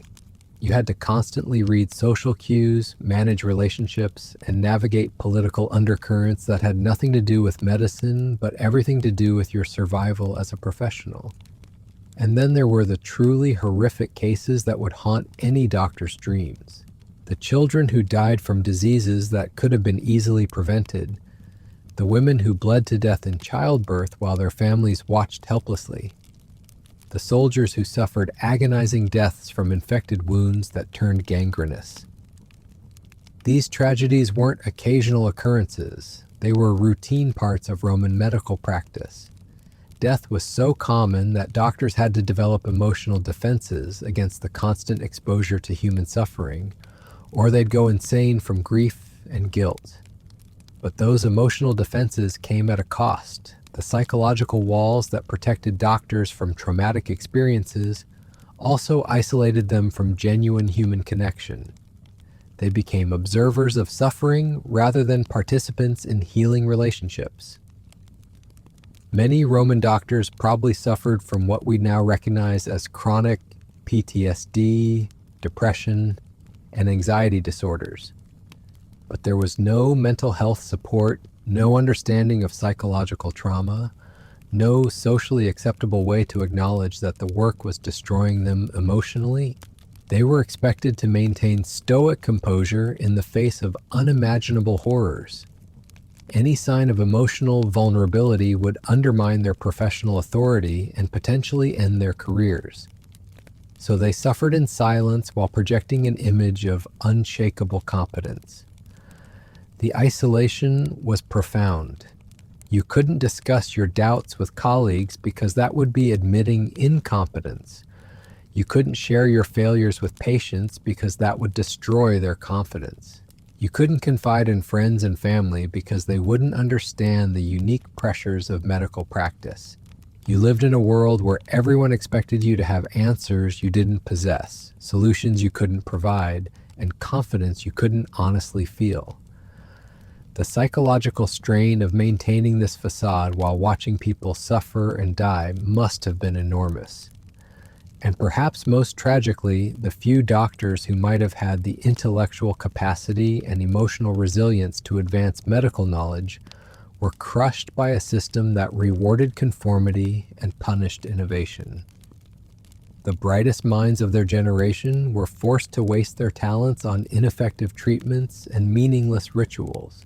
Imagine what Roman medicine might have achieved if doctors had been free to question established doctrine, experiment with new treatments, and share their observations without fear of professional retaliation. Imagine how many lives might have been saved if the medical establishment had valued evidence over authority. But that's not the world Roman doctors lived in. They were trapped in a system that systematically suppressed the very qualities that might have made them effective healers: curiosity, skepticism, intellectual honesty, and willingness to admit uncertainty. The really tragic irony is that some Roman doctors probably were genuinely brilliant individuals who could have made significant contributions to medical science under different circumstances. But the social, economic, and political constraints of their era made it virtually impossible for even the most talented physicians to practice effective medicine. They were heroes fighting an impossible war with inadequate weapons against enemies they couldn't see or understand. They persisted not because they were successful, but because someone had to try. They dedicated their lives to a calling that demanded everything and gave back very little except the knowledge that they had done their best in impossible circumstances. Roman doctors were casualties of their own dedication, victims of a system that consumed their idealism, their health, and their sanity in service of a medical practice that was fundamentally doomed to fail. They deserved better than the world they lived in, but they served that world anyway, because that's what healers do. And in a strange way, their failures were more noble than many modern successes.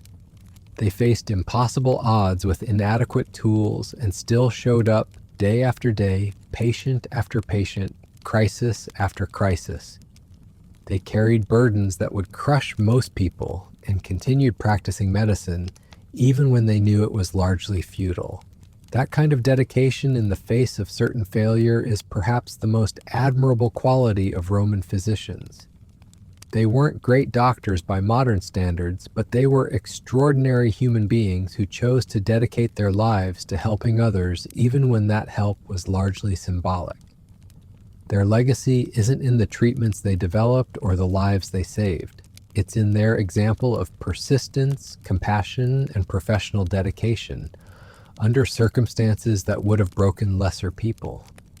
They showed us what it means to practice medicine when medicine itself is broken, and they did it with a dignity that transcends their technical limitations. But let's be honest about what that dedication cost them personally. Because the price of being a Roman doctor wasn't just professional frustration or financial uncertainty. It was the slow destruction of everything that made life worth living. Your relationships suffered because you were constantly on call and emotionally drained. Your health suffered because you were exposed to diseases you couldn't treat and stress you couldn't manage. Your sense of purpose suffered because you knew your work was largely meaningless.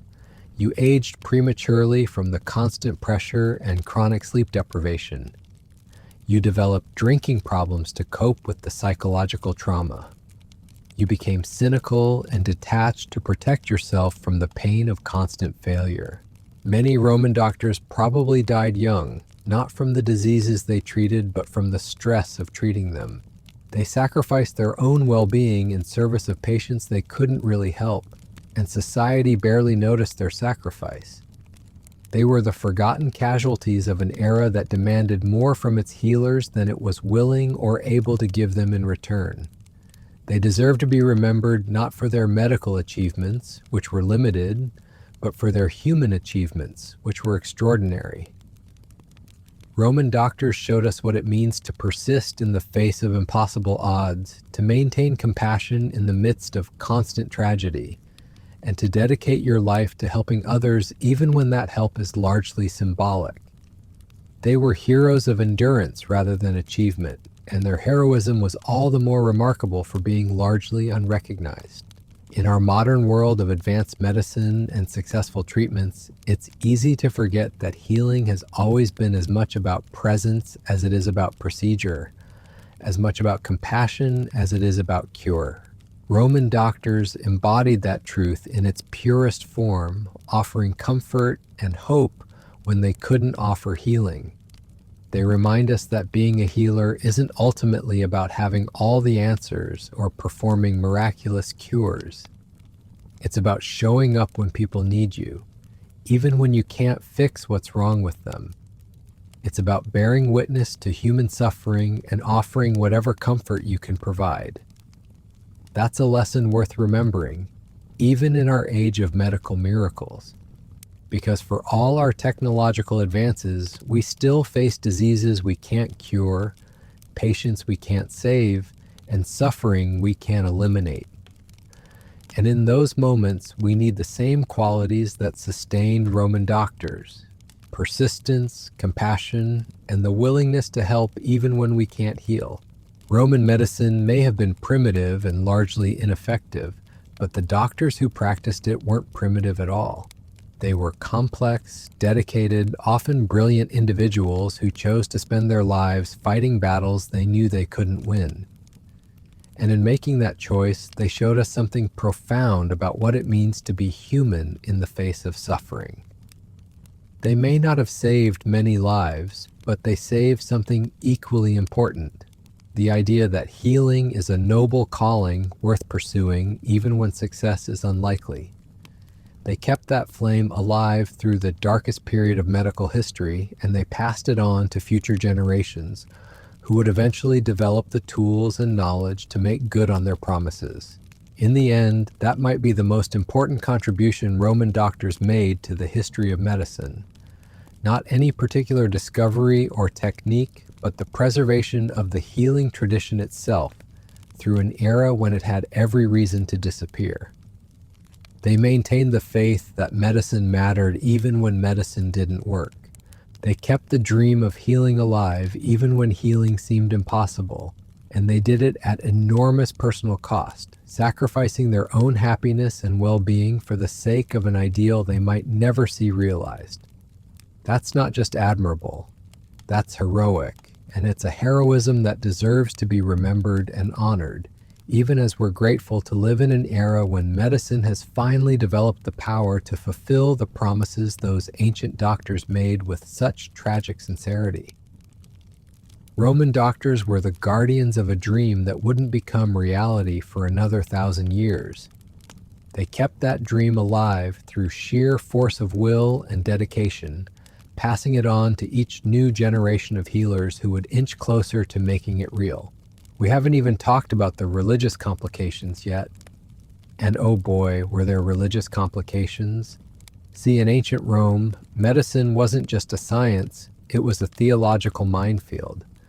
Every diagnosis you made, every treatment you prescribed, every patient you lost, had potential religious implications that could get you in serious trouble with both the authorities and the gods themselves. Roman religion was incredibly complex, with dozens of different deities responsible for different aspects of health and healing.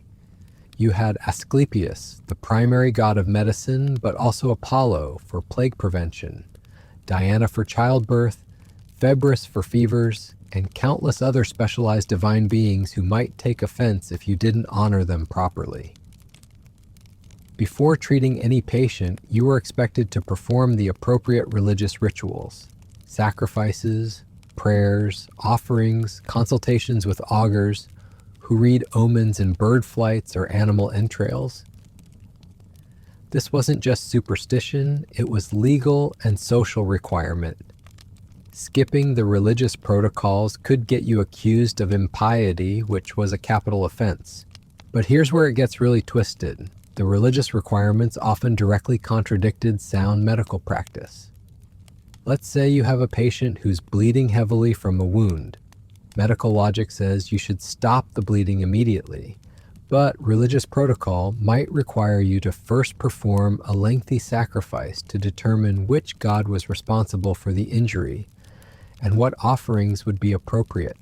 So you're standing there watching someone bleed to death while a priest slowly examines sheep's livers looking for divine messages. You know that every second counts, but you can't act without religious approval because that would be seen as arrogant defiance of the gods. And if the patient dies while you're waiting for religious clearance, guess who gets blamed? Not the priest who took too long with the ritual, you for failing to save them despite having divine guidance. The gods were also incredibly petty and vindictive, according to Roman theology. If you successfully treated someone who the gods wanted to punish, you might be interfering with divine justice.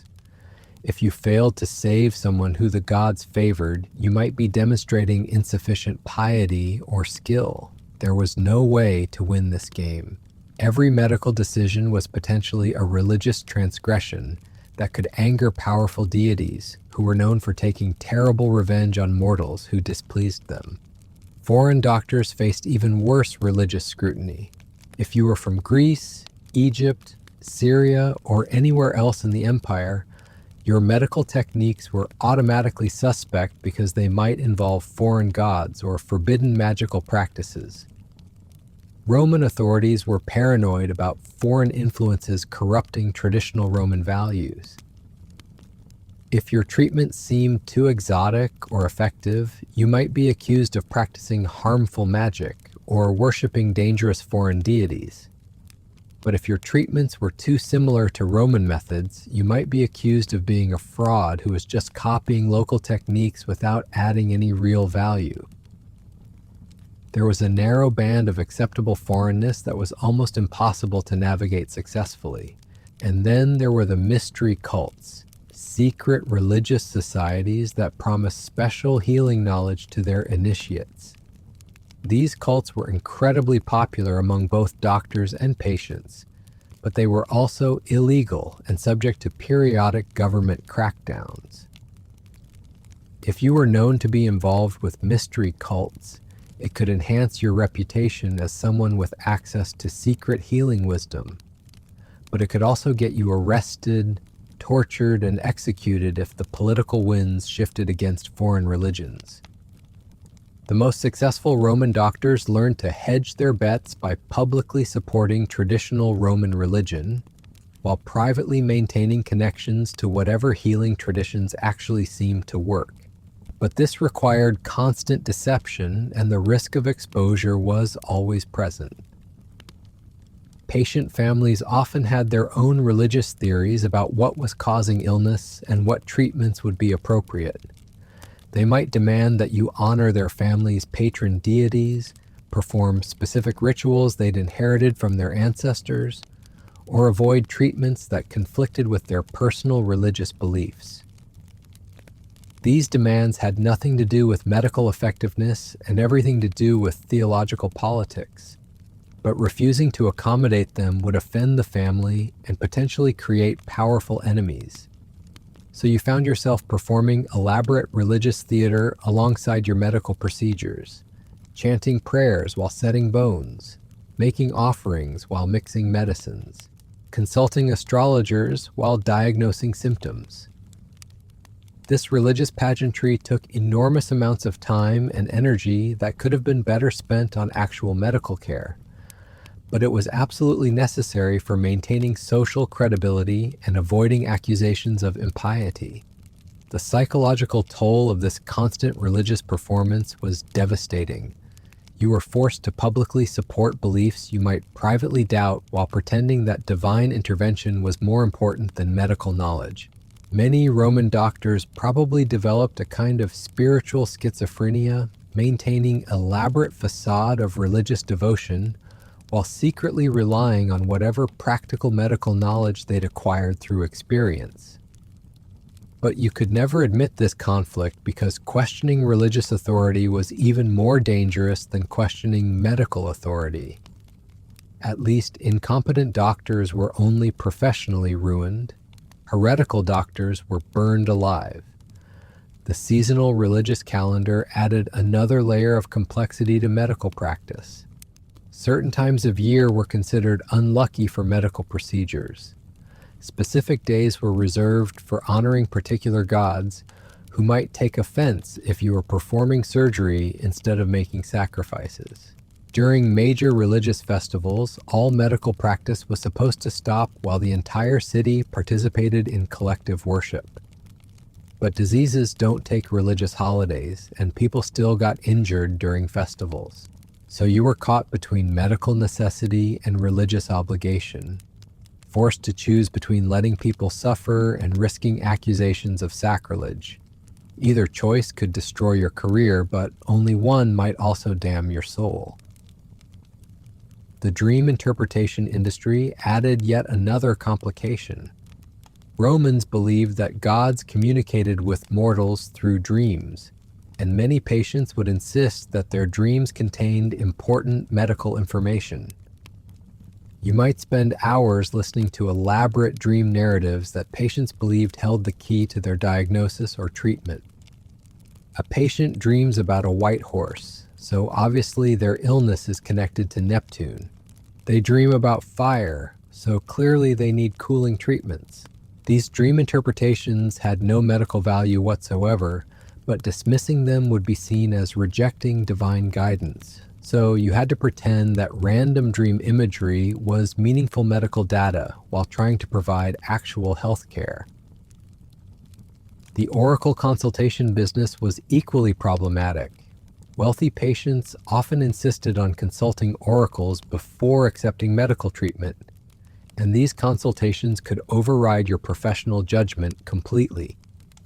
An oracle might declare that a patient's illness was punishment for ancestral sins that could only be cured through expensive religious ceremonies. Or they might announce that the gods had already decided the patient's fate and that medical intervention was pointless. These pronouncements carried enormous social weight and could completely undermine your authority as a physician.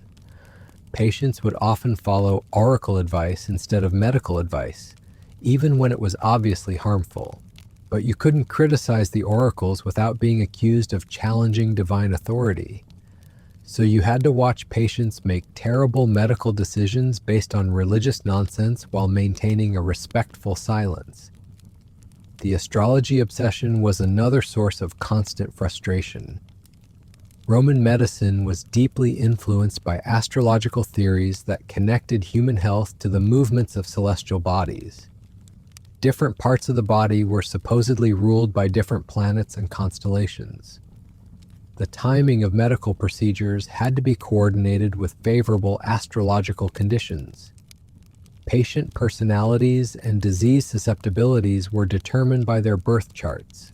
None of this had any basis in medical reality, but it was considered essential knowledge for any serious physician.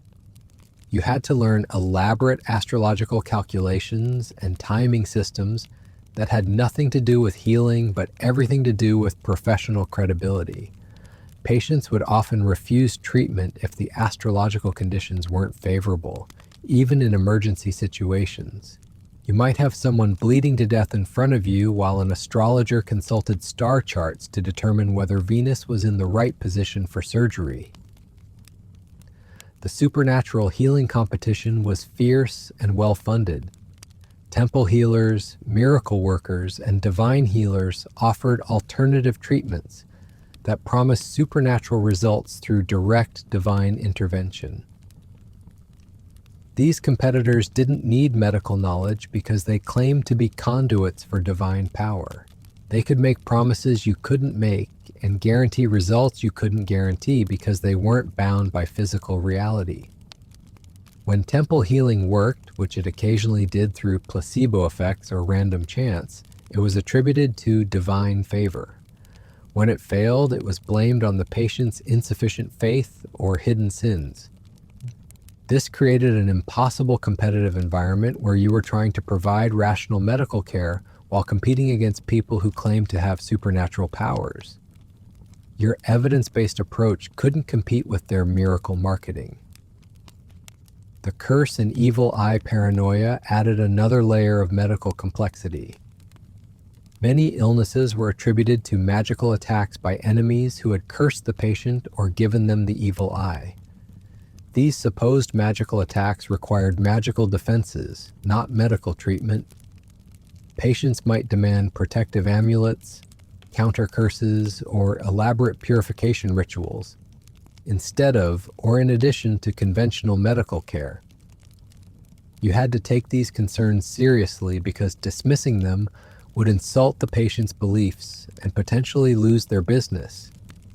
But addressing them required you to engage with magical practices that might conflict with your medical training. The demon possession diagnoses were particularly challenging. Mental illness, epilepsy, and various neurological conditions were often attributed to demonic possession that required exorcism rather than medical treatment. Families would bring possessed patients to you expecting medical confirmation of the supernatural diagnosis. If you suggested that the problem might be medical rather than demonic, you'd be accused of failing to recognize obvious spiritual warfare. But if you agreed that the patient was possessed, you'd be expected to either perform an exorcism yourself or refer them to religious specialists. Either choice would undermine your credibility as a medical professional. The magical medicine market was huge and largely unregulated. Anyone could claim to be selling enchanted healing potions, blessed herbs, or magically charged medical devices. These magical remedies competed directly with conventional medicines, but promised supernatural effects that regular drugs couldn't match. Patients often preferred magical treatments because they offered hope for miraculous cures. As a conventional doctor, you were stuck selling realistic treatments that admitted their limitations while competing against magical salespeople who promised impossible results with complete confidence. The religious hierarchy also controlled medical licensing and professional recognition. To practice medicine legally in many parts of the empire, you needed approval from religious authorities who evaluated your piety as much as your medical knowledge. These religious gatekeepers could revoke your license if they decided you weren't sufficiently devout, or if your medical practices conflicted with approved theological doctrines.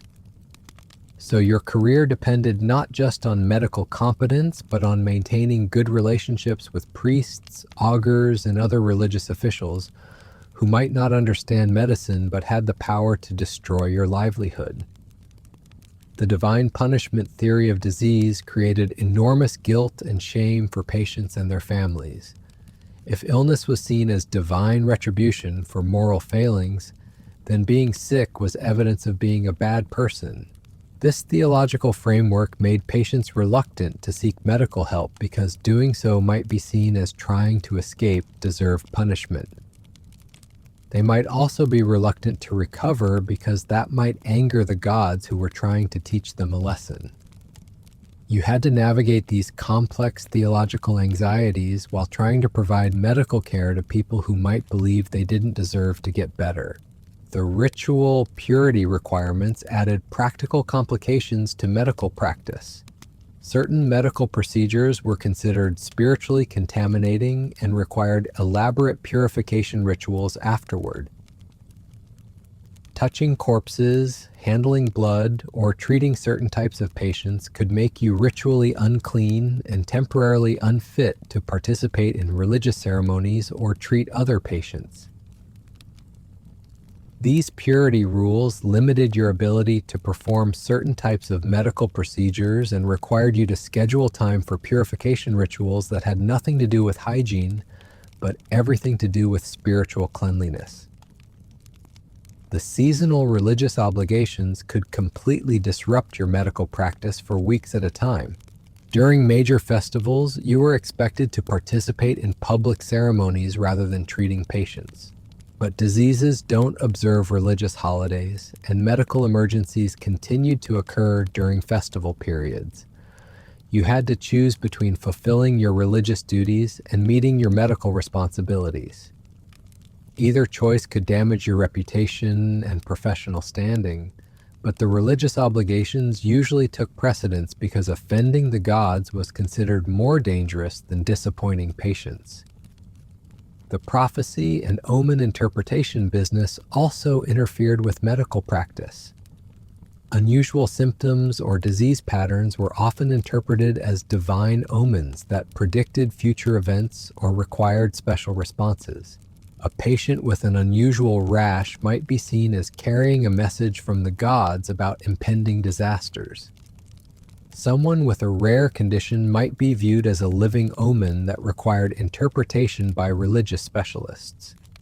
These supernatural interpretations could override medical diagnosis and treatment, turning your patients into religious curiosities rather than people who needed health care. The temple medicine competition was particularly frustrating because it offered genuine psychological benefits that conventional medicine couldn't match. Patients who visited healing temples often did feel better after participating in elaborate religious ceremonies. This improvement was probably due to placebo effects, stress reduction, and social support rather than divine intervention. But patients didn't care about the mechanism. They just knew that temple healing sometimes worked when conventional medicine failed. This created a situation where scientifically invalid treatments appeared to be more effective than medically sound ones, undermining public confidence in rational medical practice.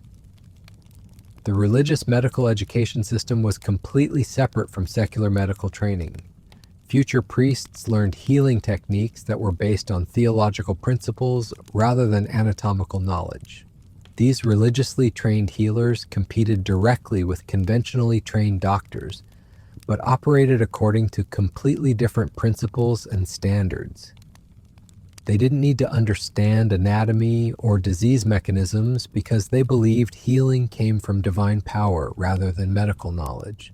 This created two parallel medical systems that often contradicted each other and competed for the same patients.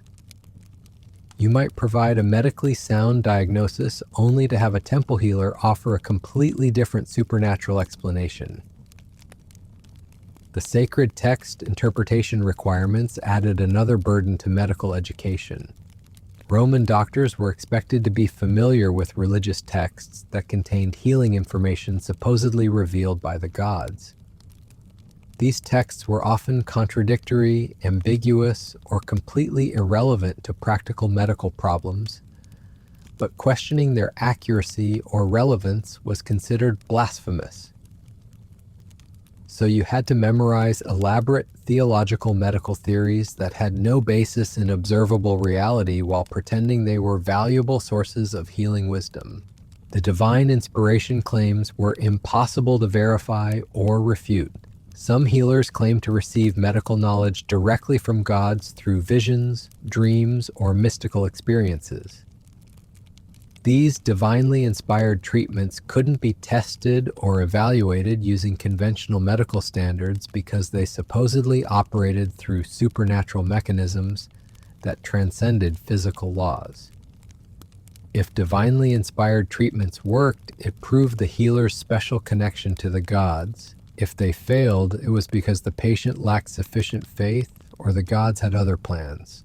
This created an unfalsifiable medical system that couldn't be challenged through observation or evidence, making it impossible to distinguish between genuine healing knowledge and religious delusion.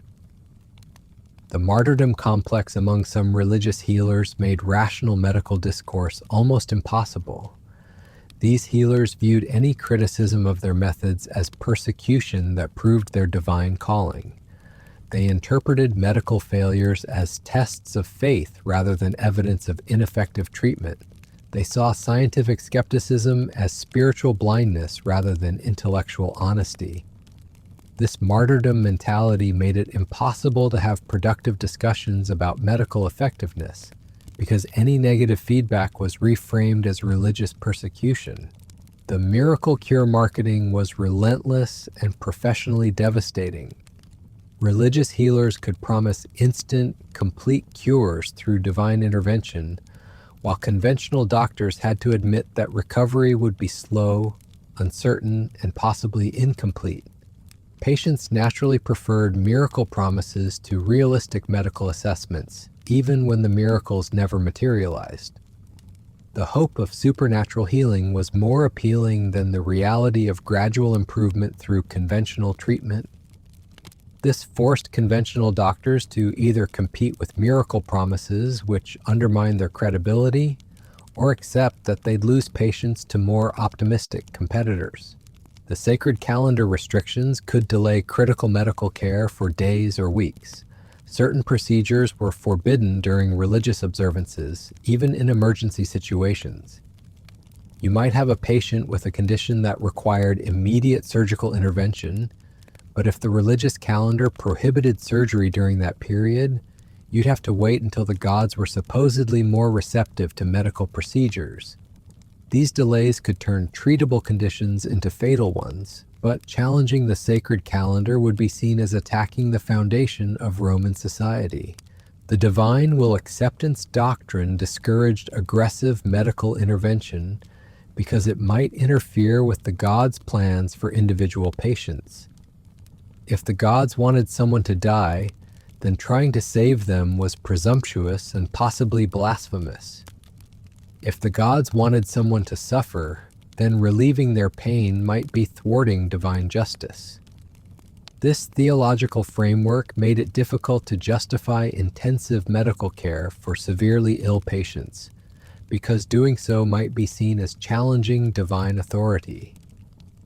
The religious medical licensing system favored candidates who demonstrated theological knowledge over medical competence. Understanding religious doctrine was often more important than understanding anatomy. This meant that the most medically qualified candidates might be rejected in favor of more religiously orthodox applicants, who knew less about healing but more about theology. The religious oversight of medical practice extended beyond licensing to ongoing supervision. Religious authorities could investigate doctors whose treatments seemed too effective or whose methods appeared to challenge approved theological explanations of disease. Successful doctors were sometimes accused of using forbidden magical techniques or making pacts with dangerous supernatural entities. Your medical success could be reinterpreted as evidence of spiritual corruption. The prayer prescription requirements added time and complexity to every medical encounter. Patients expected doctors to provide not just medical treatment, but also appropriate prayers for their specific conditions. You had to memorize dozens of different healing prayers and know which ones were appropriate for different diseases, patient demographics, and religious affiliations. These prayer prescriptions had no medical value, but were considered essential components of proper health care. Patients might refuse treatment if you couldn't provide the correct religious formulas. The holy relic integration into medical practice required you to incorporate blessed objects into your treatments, whether they made medical sense or not. Patients might insist on wearing specific amulets during surgery or having blessed stones placed on their wounds. These religious requirements could interfere with sterile technique and surgical access, but refusing them would offend the patient's beliefs. The seasonal god rotation meant that different deities were responsible for healing during different times of year. You had to adjust your religious practices and prayer selections according to which gods were currently ascendant. This religious calendar had nothing to do with disease patterns or medical effectiveness, but patients expected their health care to align with current theological priorities. The divine diagnosis confirmation system required religious authorities to approve your medical assessments before treatment could begin. A priest or augur had to confirm that your diagnosis was theologically acceptable. If religious authorities disagreed with your medical assessment, you'd have to either change your diagnosis or explain why the gods might have different opinions about the patient's condition.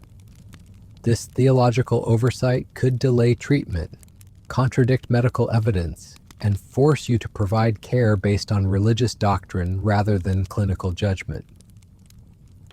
The supernatural prognosis expectations meant that patients wanted you to predict not just medical outcomes, but also divine intentions regarding their illness. They expected you to know whether the gods planned to heal them, test them, or punish them through their disease. These supernatural predictions were impossible to make accurately, but essential for maintaining patient confidence. The religious competition evaluation system compared your results not just with other doctors, but with temple healers, miracle workers, and divine healing specialists. If religious competitors achieved better outcomes through supernatural means, it reflected poorly on your conventional medical approach, regardless of the scientific validity of their methods. This created impossible performance standards where you were expected to achieve results that matched or exceeded supernatural interventions using only natural medical techniques. The theological medical education requirements meant that a significant portion of your training time was devoted to religious studies rather than medical knowledge. You had to learn elaborate theological theories about disease causation, divine healing mechanisms, and proper religious protocols for medical practice. This religious education crowded out time that could have been spent learning anatomy, observing disease patterns, or developing practical healing skills. The sacred text medical interpretation demanded that you find medical wisdom in religious documents that were primarily concerned with theology rather than healthcare. These texts often contained contradictory or medically dangerous advice, but questioning their medical validity was considered blasphemous. You had to reconcile religious medical doctrine with observed medical reality, often by developing elaborate explanations for why divine wisdom appeared to contradict physical evidence. The divine punishment medical theory created a treatment paradox where curing someone might interfere with divine justice, while failing to cure them might demonstrate insufficient piety. This theological framework made it impossible to develop consistent treatment approaches because every medical decision had potential religious implications that could be interpreted as either virtuous or blasphemous. The religious medical hierarchy placed theological authorities above medical experts in healthcare decision-making, even when those authorities had no medical training or understanding. Priests could override your medical recommendations based on religious considerations that had nothing to do with patient welfare or clinical effectiveness. This inverted authority structure meant that medical expertise was subordinated to theological opinion, making it difficult to provide optimal patient care. The miracle expectation pressure forced you to either promise supernatural results you couldn't deliver or admit limitations that made you appear inferior to religious competitors. Patients wanted miracles, not gradual improvement through natural healing processes. They preferred impossible promises to realistic medical assessments. This created a medical marketplace where honesty was punished and deception was rewarded, undermining the entire foundation of trustworthy healthcare. And perhaps most tragically, this whole religious medical system prevented the development of effective treatments by attributing all healing to divine intervention rather than medical knowledge. When patients recovered, it was because the gods had decided to heal them. When they died, it was because the gods had other plans. Medical technique was irrelevant to these theological explanations. This religious framework made it impossible to learn from experience, improve treatment methods, or develop better medical practices, because all outcomes were attributed to supernatural causes rather than natural processes. Roman doctors weren't just fighting disease and injury, they were fighting an entire worldview that made medical progress virtually impossible by explaining everything through religious, rather than scientific principles. The psychological toll of practicing medicine within this religious framework must have been enormous. You were trying to help people using rational methods while operating within an irrational system that undermined everything you were trying to accomplish. Every day brought new reminders that your medical knowledge was considered less important than religious doctrine, that your healing efforts were seen as secondary to divine intervention, and that your professional expertise was subordinate to theological opinion. The wonder isn't that Roman medicine was so ineffective. The wonder is that any medical progress occurred at all within a system so completely hostile to scientific thinking and evidence-based practice. Roman doctors preserved the idea of rational medicine through one of the most irrational periods in human history. They maintained the belief that healing could be understood and improved through human effort rather than divine caprice. That preservation of scientific medical thinking, however limited and compromised, was perhaps their greatest contribution to the history of healing. They kept the flame of rational medicine alive through an era that could easily have extinguished it completely, but the personal cost of that preservation was devastating. Roman doctors sacrificed their intellectual integrity, their emotional well-being, and often their physical health to maintain medical traditions that wouldn't bear fruit for another 1,000 years. They were guardians of a dream they'd never see realized, protectors of knowledge they couldn't fully use, practitioners of healing arts that were constantly undermined by the religious and social systems they were forced to work within. Their story is ultimately one of tragic heroism. They chose to practice medicine knowing it was largely futile, maintain scientific principles knowing they'd be ignored, and dedicated their lives to healing knowing they'd be remembered more for their failures than their efforts.